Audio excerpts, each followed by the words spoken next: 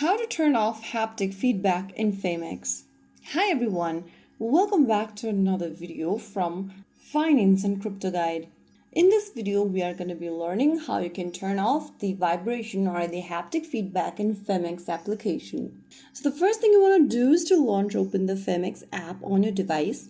Once you're inside the home page after logging into your account, go ahead and tap on the human icon at the top left corner.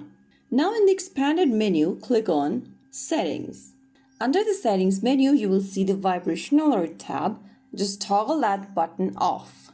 Once it turns gray, it has been switched off now. And now that's how you turn off the vibration or the haptic feedback in the Phemex app. So once you do that, you will not feel any kind of a haptic feedback or vibration. So there you have it. Now your Phemex should be much quieter with no vibration while you trade. If you found the video helpful, don't forget to like, share, and subscribe to our channel. I will be back again in the next video. Thank you for watching.